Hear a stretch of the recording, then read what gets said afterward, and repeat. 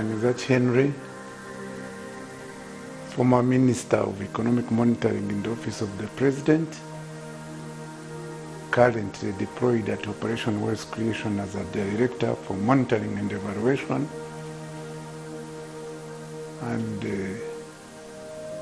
I'm glad to be hosted by Uganda Broadcasting Corporation to share with me the journey of my life.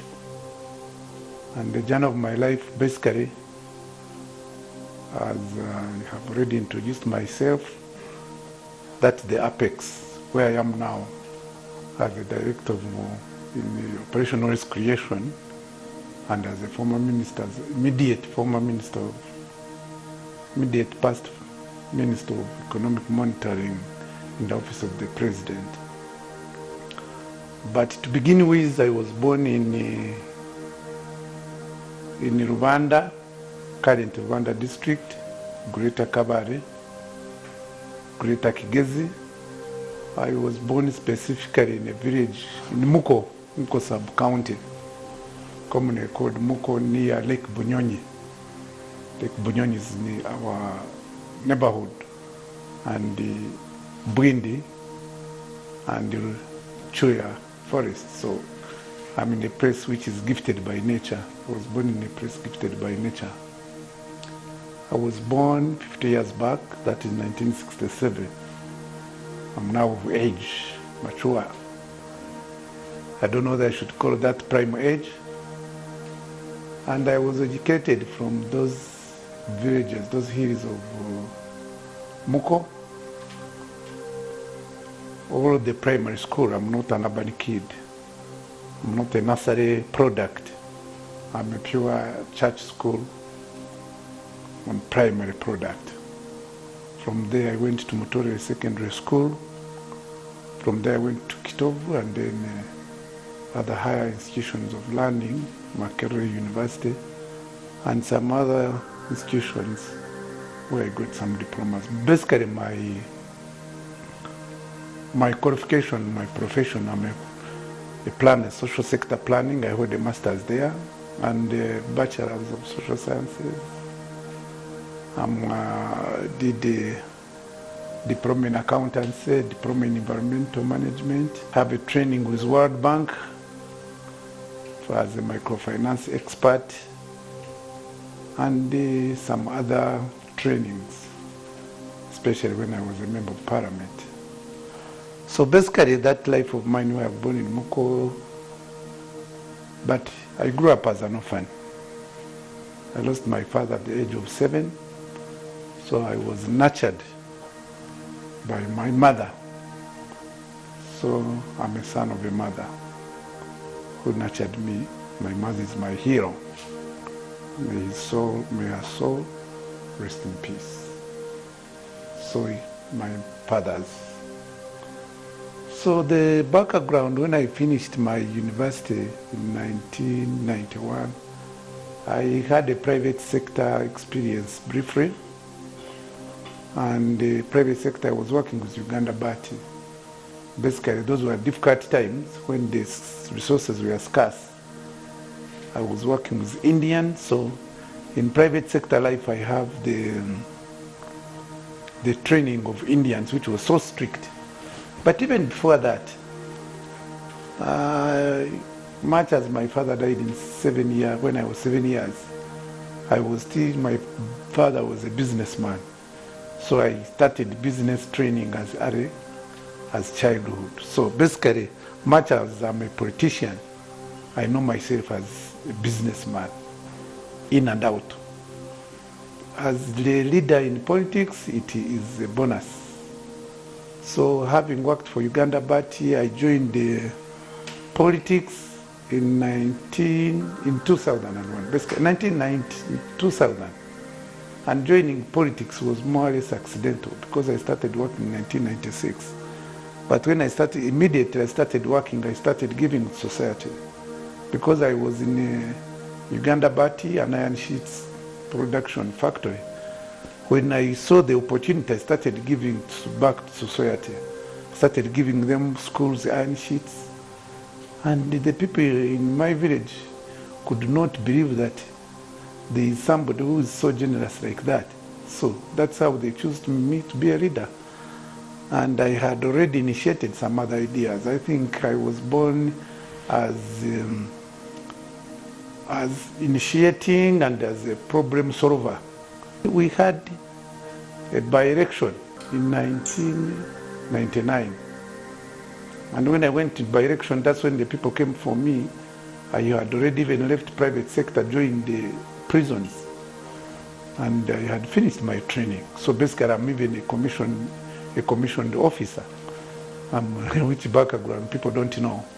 So I'm a trained commissioned prisons officer.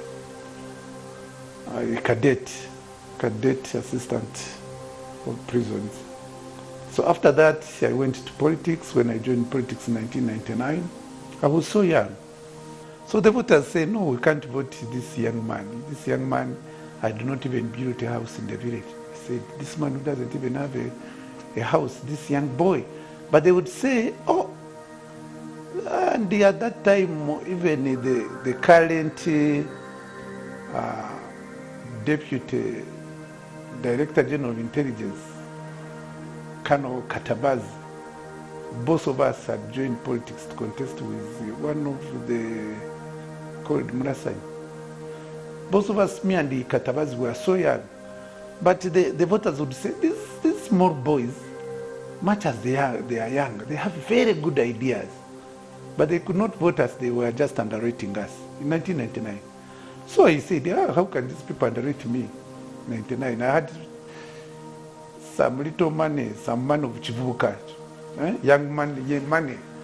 Me, I'm a self-made man. Even at university, my first car, I bought it at university, where I was an agent for direct cooperation. So that background, I didn't go to it. In senior 6, I was a sole exporter of livestock to Congo. I used to take them from Kabale to Congo. I'm the only one who had the license. I didn't got that background. So basically, even when I was in my vacation of secondary school, I was a businessman. I come to university, I was a business, buy my first car. That's how I got my job immediately. I never went on the street. So in 1999, then when I had gone for by-election, I had already made some money through business. So I decided to build a house. I said, how can these guys underrate me? At the end of the day, during that period of building the house, having grown as an orphan, brought up by my mom, who was very courageous. We were born 11 and all of us, he had educated us. She was a visionary leader. None of us did it. None of us, all of us, got our degrees, except my eldest brother who was pulled out of school to manage my father's business. So in the process, we got problems. That brother of mine who was pulled in school died of malaria. It hurt me so much that the house which I was building, I turned it into a hospital. I did not want to see people in my village dying. And in my mind, I said, hey, if I don't provide a health unit, even my mother can die just in jokes like that. So I put it there, I said, to provide for the people in the community. It became malaria, which had never attacked people in Rwanda, Kabale, basically. It became like a pandemic. And that health unit of mine became, I saved so many lives. I saved so many lives from malaria. Women who were dying while delivering, they were not dying anymore because I put a good medical staff there. So basically, when 2001 came, and during that process between 1999 and 2001, I came to appreciate the problems of the community more, poverty especially. Having worked in Uganda, but I launched a scheme to make sure that nobody lives in a grass-thatched house. First of all, I began on my hill, in my village where I was building. I achieved it. When I achieved it, I said, this is it, which means this is achievable. I expanded it. So in 2001, when I became a member of parliament, I declared no grass-thatched house in my constituency. And I achieved it. When I achieved it, I said, okay, I need to improve the quality of life of the people. So, but in 2001, with that health unit, when I stood for a member of parliament, now the people had tested my leadership, innovations, my leadership, how I can solve their problems. So when I stood with, by that time it was a movement system. So when I stood with Suruma, Dr. Suruma, at that time was a director in NRM Secretariat, former governor of deputy governor of Bank of Uganda, former managing of Uganda Commercial Bank. His CV was heavy. And for me, I was there, young boy, young and vibrant with ideas. So when I told the people my ideas, by that time, movement style to movement leadership, it was individual merit. So when I told the people my vision, my mission, and on how I want to take them, my transformational kind of leadership, the people, they did not listen to Suruma's CV. They said, yes, you have a heavy CV, but this young man has better vision. And at that time, being a movement system, even the movement, but the movement, much as it was movement, it had preference. I remember when Hadi Chigongo and some other people from NRM Secretariat came to Kabale, and they read their preferred candidate. Suruma was among them. They said they did not know me, I'm a young boy. They said, so they shunned me, the movement system, the movement leaders at that time. They shunned me, much as that it was individual merit. They would influence who to come. So when they came to influence that people choose Dr. Suruma, I told the people, if the president wants Suruma, he can appoint him a minister. Me, you are choosing a leader who is your own. And I convinced them. After that, I come to Parliament. Parliament was also not an easy place. I had the ideas, I had the information, I had to learn how to debate. And indeed, I did my first term of office. In my first term of office, I think that is when there were some constitutional amendments, and that was a test of time. So, but basically, during that time, I had the first term in the parliament. I served in parliament 3 terms. But the first term was basically more, I was learning. I used to sit next to Agura Ward, the late. May his soul rest in peace. So whenever I even have ideas and I share with Agura was so aggressive. When I share the idea, he would spring up. But in my second term, that is when I had an opportunity to shine. And I caused policy reforms. I became the leader of some committees. We formed committees in Parliament. I was a chairperson of Parliamentary Network on World Bank. I'm a founder member of Parliamentary Forum on Oil and Gas. We had so many forums for good governance. So at that time, in the second term of office, we were so basic on good governance, and that was my time to shine. I remember even influencing change of policies in World Bank, and indeed we did. We debated in World Bank. I had to go to World Bank and debate with the managing director of World Bank, the managing director of IMF and private sector, George Soros, who is the one, it's like he's the third, fourth richest man in the world. Third or fourth richest man in the world at that time. And me, I was representing members of parliament in the world. And indeed, I convinced World Bank to change its policy. And that's why World Bank now currently has open policy. Even the minutes of World Bank, you can read it. Because I challenged them. Why, if we are talking about transparency, why do you take decisions in secrecy and you don't want the people who represent the leader to know what discussion you are having with with our governments. So I achieved that. It was even that time, during that time, when there was Millennium Development Goals, were basically towards they used called MDGs. They were even not known.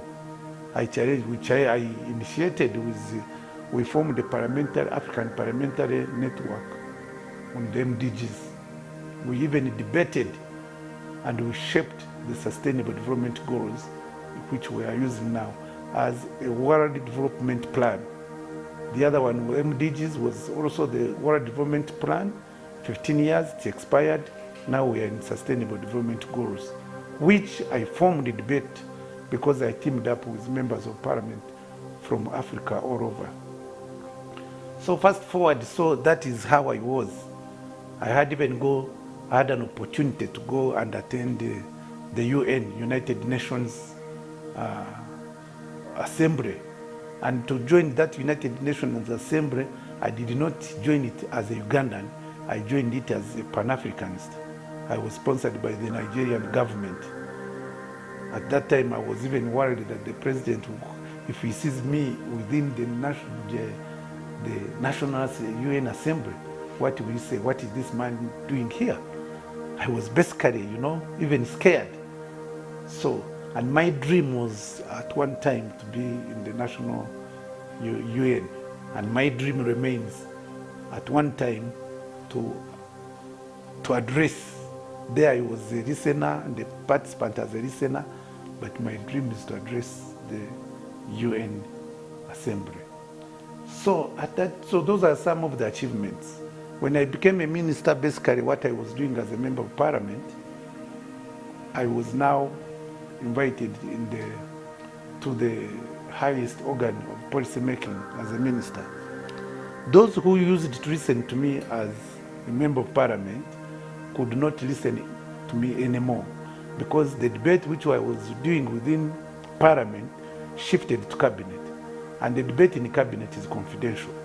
But I can assure you, people do not understand. They think that in cabinet, at that time of my time, I don't know now, but at that time it was debate. We would have serious debate, facing each other as ministers, and we would disagree and agree, disagree and have a debate. To some extent, you would find, there were sharp debates. So in that cabinet, I was more like an opposition, because I had new innovation, new policies. The kind of debate I had in parliament, I shifted it to cabinet. So within that cabinet, I influenced a lot of policies. I influenced things to happen positively. But from cabinet, when you come and achieve that, you don't come to the public to tell them, I have achieved it. This one, I was opposing it. This one is my input. You don't do that. The minister responsible is the one who talks for that. For you, you become a listener. So people started saying, this man used to talk, is no longer talking. Even now, those are the questions they ask me. When you were in parliament, you used to talk. When you went to cabinet, you zipped your mouth. But they do not appreciate that cabinet, there is another debate, hot debate in cabinet. So fast forward at that time, even what I achieved in cabinet, of course, was to influence the policy making. And even what I had failed to achieve as a member of parliament, I was achieving it in cabinet.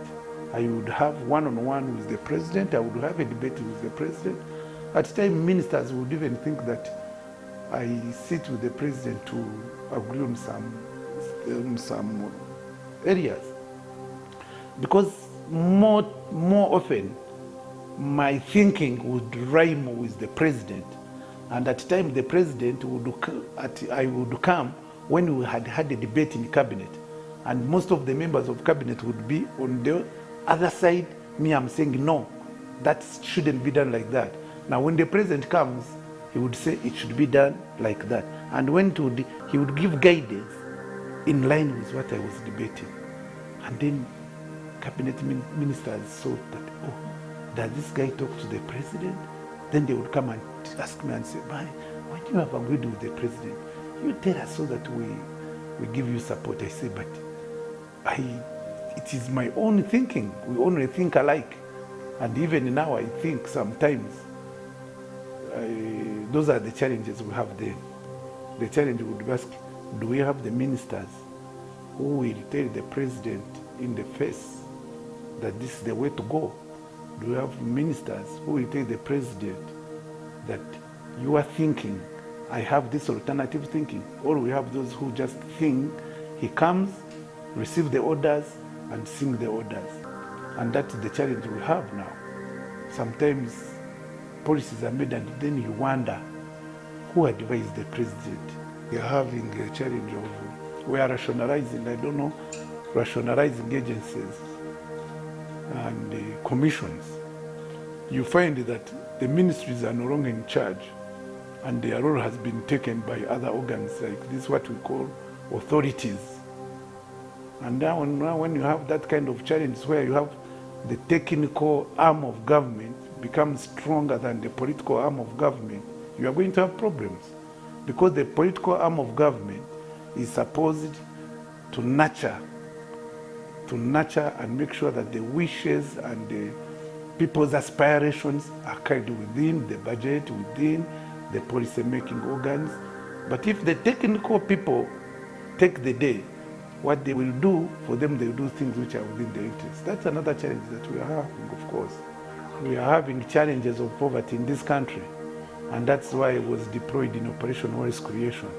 But Operation Wealth Creation does not act in isolation, and the Operation Wealth Creation must act within the whole government.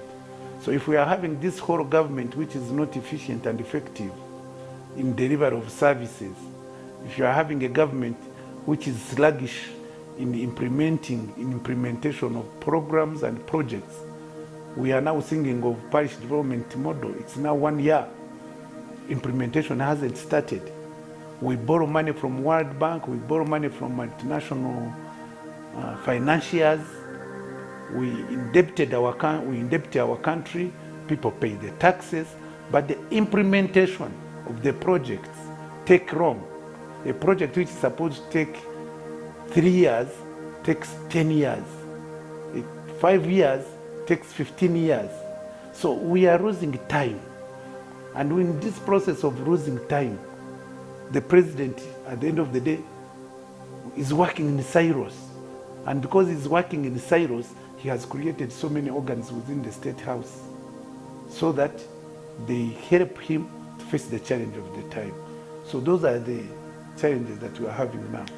Currently, I see them, but I am also limited, because limited in a way that the organization where I'm serving now is not as powerful as the cabinet.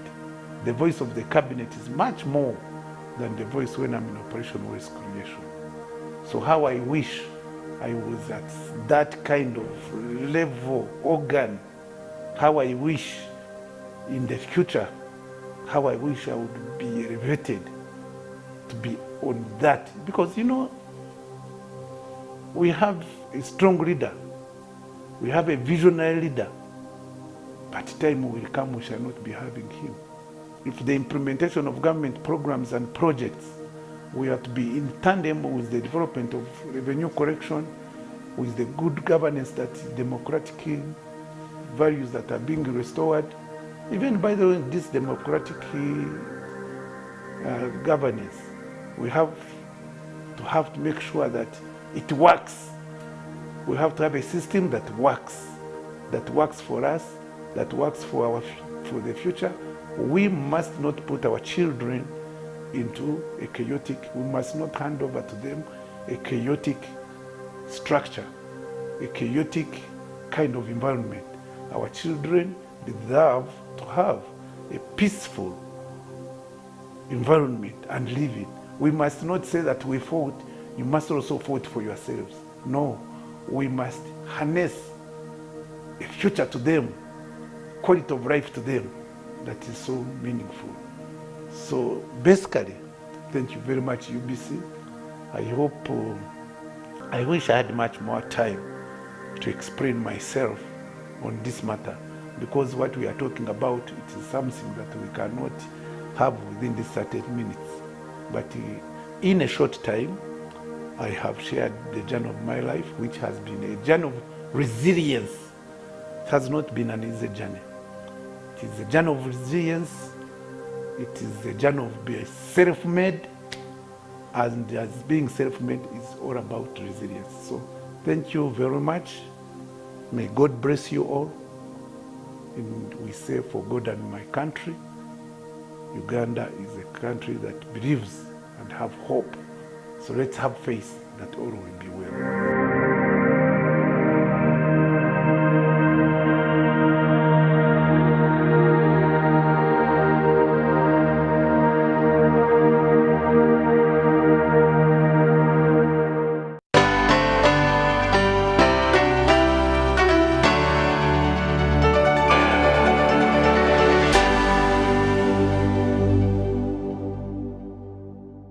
The Tales of Kasozi, brought to you by Uganda Communications Commission. Hello? Hello? This is Kasozi. How can I help you? Hey, Kasozi, my brother. Long time. We last met when we were at campus. It's been a while, but you are the person I'm looking for. Campus? Really? Hey, you don't remember me? Okay, so how can I help you? I'm stuck in Gulu making millions, and I need to urgently send money to my sick mother. But I can't find any mobile money agent near me. I've sent the money to your phone, as you can see the message. It might take a few minutes to come through, but I urgently need you to send the money to my mother. Let me send you her number, and you send it to her chap. My friend, I'm afraid your mom is going to die. What? Because I don't know you, I never went to campus, and I'm also in Gulu. So can we meet at CPS, we talk about it? Stay tuned for what Kasozi does next. Tofera. Refrain from unnecessary engagement with strangers over the phone. This message is powered by the Uganda Communications Commission.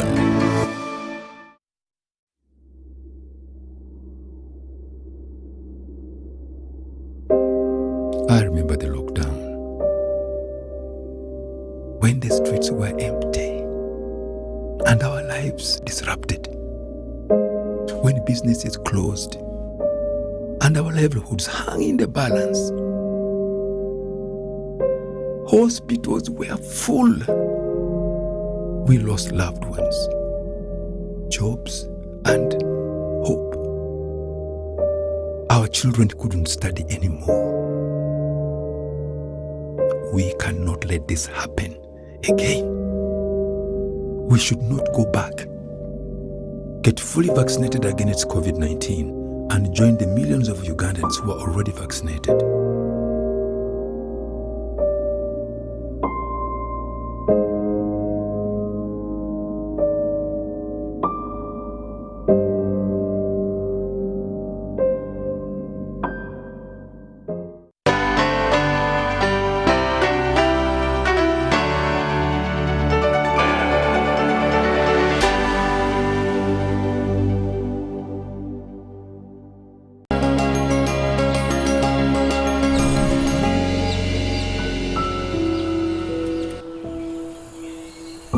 Pig farming is widely